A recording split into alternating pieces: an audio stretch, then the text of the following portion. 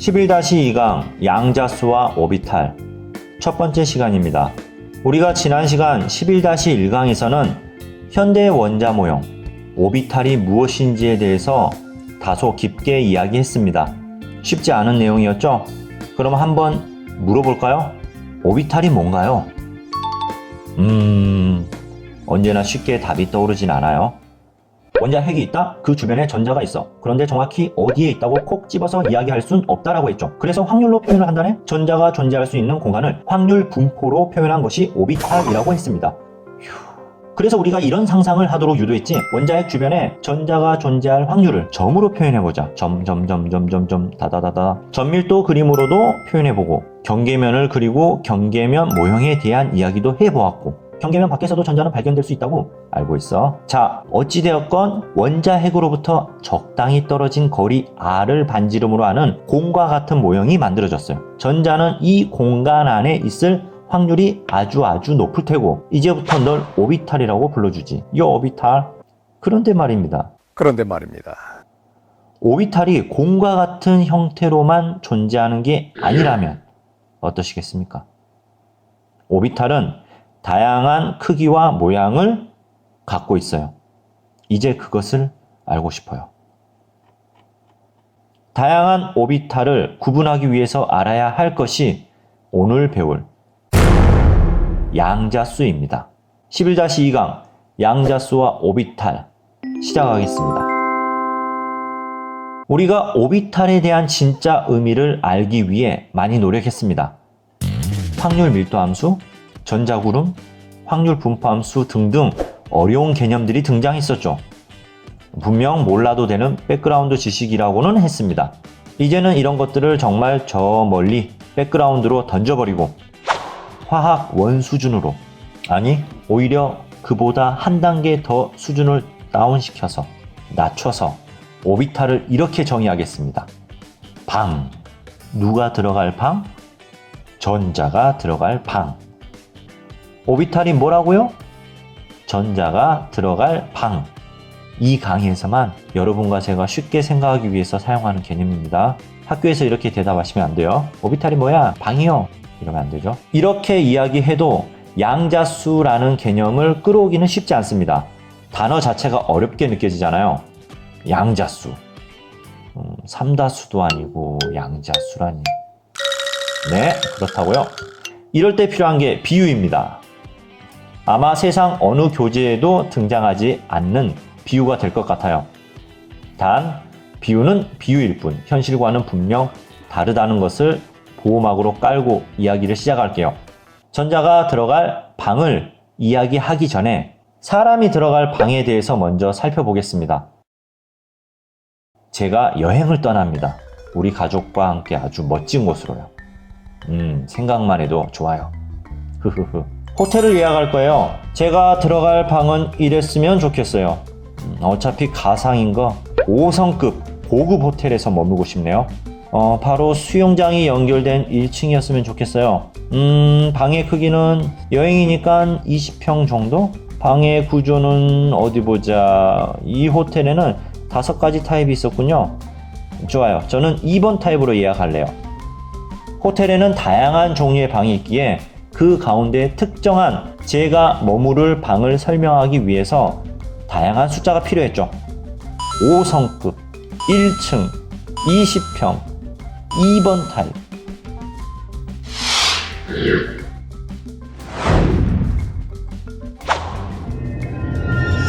전자가 머무를 방도, 아니 전자가 존재하는 공간, 오비탈도 크기와 종류가 다양합니다. 이를 설명하기 위해선 4종류의 숫자가 필요합니다.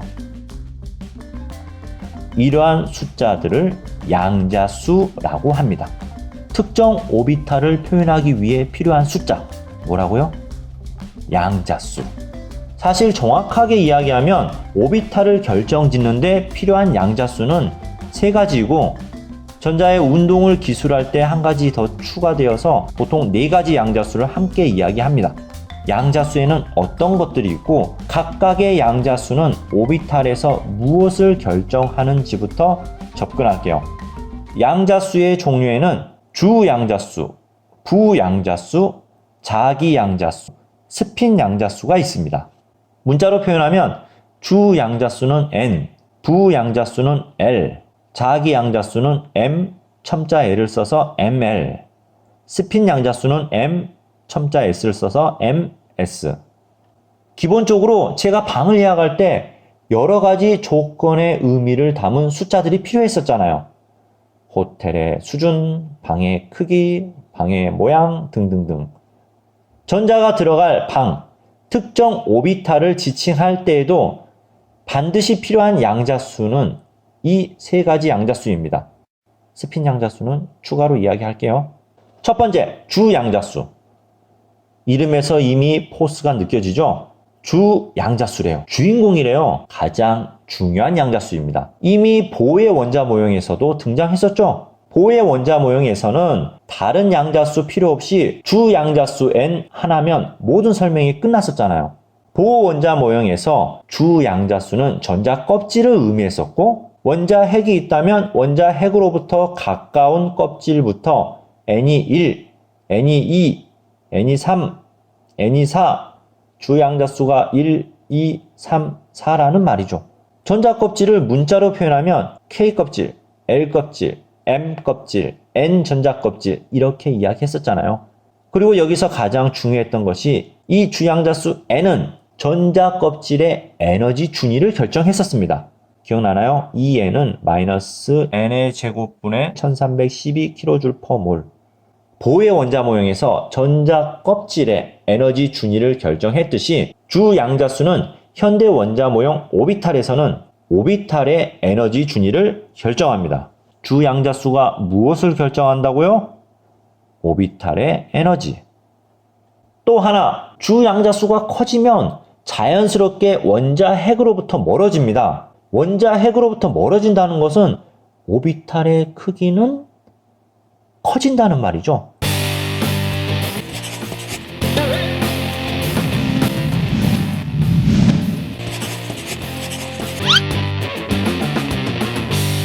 주 양자수는 오비탈의 크기도 결정합니다. 주 양자수가 커지면 오비탈의 크기는 커지고 에너지 준위는 어떻게 될 것 같아요? 전자 껍질에서와 같은 맥락으로 생각하셔도 됩니다.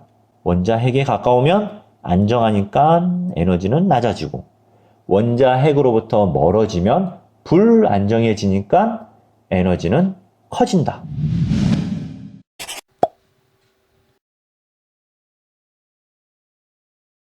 정리할게요. 주 양자수는 오비탈의 크기와 오비탈의 에너지 준위를 결정한다. 주 양자수 n은 1부터 시작하여 자연수 값을 갖는다. 이론상으로는 무한하게 존재할 수 있습니다. 이론상으로는요. 하지만 여러분들은 주양자수 4 이상도 거의 만나보기 어려울 거예요. 그런데 주양자수가 커지게 되면 오비탈의 크기도 커지고 자연스럽게 에너지 준위도 높은 값을 갖게 됩니다. 주양자수 끝. 다음 부양자수 L. 교과서에서는 방위양자수가 먼저 나올 거예요. 그런데 주양자수 먼저 나왔으니 다음은 좀 덜 중요한 부양자수. 처음 공부하시는 분들에게 더 쉽게 다가가려고 선생님은 부양자수라는 표현을 먼저 써봤습니다. 부양자수, 방위양자수는 오비탈의 모양을 결정합니다. 실제 존재하는 오비탈의 모양은 다양합니다. 하지만 고등학교 교육 과정에서는 딱 두 종류! 오비탈의 모양만 알고 있으면 됩니다. 다행이죠. 그런데 그 두 종류 중에서도 하나는 이미 오비탈의 개념을 설명하면서 나와버렸어요. 어떤 모양? 무슨 모양이었을까요? 공 모양. 공 모양의 오비탈. 구형. 가장 기본이 되는 오비탈입니다. 앞으로는 공 모양의 오비탈을 S-오비탈이라고 부를 거예요. 기호 S를 이용했습니다. 오비탈은 모양에 따라 S-오비탈, P-오비탈, D-오비탈, F-오비탈 등등등이 있는데 우리가 알면 되는 오비탈 모양은 몇 가지? 두 가지. S-오비탈, P-오비탈. 나머지 다른 모양의 오비탈들도 존재한다는 정도 알면 됩니다. S-오비탈은 공 모양이라고 이미 이야기했고요. 그러면 P-오비탈은 어떤 모양인가? 원자 핵이 여기 있다면 이런 모양입니다. 흔히들 R형 모양이라고 합니다.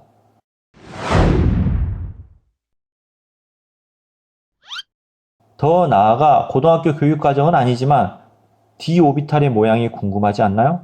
네, 안 궁금하죠? 인터넷에서 찾아보세요. 모양은 점점 복잡해져 간다는 것만 이야기할게요. S, P, D, F는 기호로 모양에 따른 오비탈을 표현한 것이고요.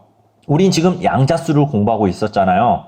바로 양자수와 연결 지어 볼게요. 모양을 결정짓는 방위양자수, 부양자수 L은 0부터 시작합니다. 음수는 없고요. 0, 1, 2, 3, 점점점. 이렇게 부양자수는 정할 수 있고 부양자수가 0인 오비탈을 S오비탈, 부양자수가 1인 오비탈을 P오비탈, 부양자수가 2인 오비탈을 D오비탈, 이렇게 순서대로 오비탈을 연결 지으면 되겠습니다. 다음은 자기양자수 ML. 자기양자수는 오비탈의 방향을 결정짓는 양자수입니다. 처음 공부하면 방향? 무슨 말이지? 이런 느낌일 거예요. 우린 지금 3차원 공간 안에 표현되는 오비탈의 종류에 대해 이야기하고 있어요. 자기양자수는 예를 들어야지 이해가 됩니다. 부양자수 L, 부양자수 L이 1인 P오비탈을 예로 들어볼게요. 선생님, 왜 S오비탈은 무시하고 바로 P오비탈을 예로 듭니까? S오비탈은 공 모양이죠? 방향의 의미가 없는 오비탈이에요. S오비탈을 돌리고 방향을 바꿔보아도 공 모양은 그대로입니다. 방향과 무관한 오비탈이 S오비탈입니다. 다시 P오비탈을 예로 들게요. 같은 크기의 P오비탈이라고 할지라도 3차원 공간 안에서는 X, Y, Z축과 나란한 이렇게 세 종류의 P오비탈이 존재합니다. X축과 나란한 P오비탈을 PX오비탈, Y축과 나란한 PY오비탈, 그리고 Z축과 나란한 PZ오비탈. 크기 같고 모양까지 같지만 이렇게 방향이 다르면 원자핵을 중심으로 전자가 존재할 확률이 큰 지점들이 모두 다릅니다. 여기 둘만 비교해 볼까요? PX 오비탈은 X축을 따라 전자가 존재할 확률이 높습니다. 하지만 PY 오비탈은 X축 위에 전자가 존재할 확률이 거의 없습니다. 그러니까 PX 오비탈과 PY 오비탈은 구분되어집니다. 다른 오비탈이라는 말이죠. 이 두 오비탈은 크기와 모양이 같다고 했습니다. 이것은 크기, 주양자수가 같고 모양, 방위양자수도 같다는 말입니다. 그런데 둘은 다른 오비탈이래요. 여기서 이 두 오비탈을 구분짓기 위해서 필요한 세 번째 양자수, 자기양자수의 존재 이유가 나옵니다. 방향을 결정짓는 양자수, 바로 자기양자수입니다.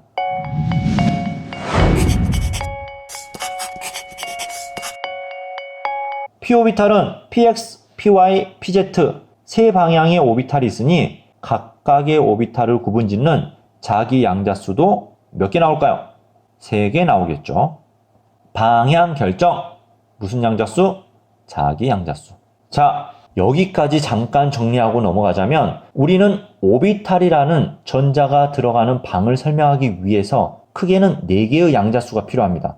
그 가운데 직접적으로 오비탈을 정의하는 데 필요한 3가지 양자수, 주양자수 N, 방위양자수 R, 그리고 자기양자수 ML이 각각 오비탈에서 무엇을 결정짓는지에 대해서까지 이야기했습니다. 강의 길이가 어중간히 길어질 것 같기도 하고 집중력이 막 흐트러지고 있을 시점인 것 같아요. 강의를 쪼개서 11-3강에서 계속 이어가겠습니다. 11-3강에서는 스핀 양자수 그리고 주 양자수를 기준으로 존재 가능한 다른 양자수들을 따져보겠고요. S오비탈과 P오비탈을 비교해 보는 것도 다루겠습니다. 집중력에 이상이 없으신 분들은 바로 11-3강에서 봅시다. 이상입니다.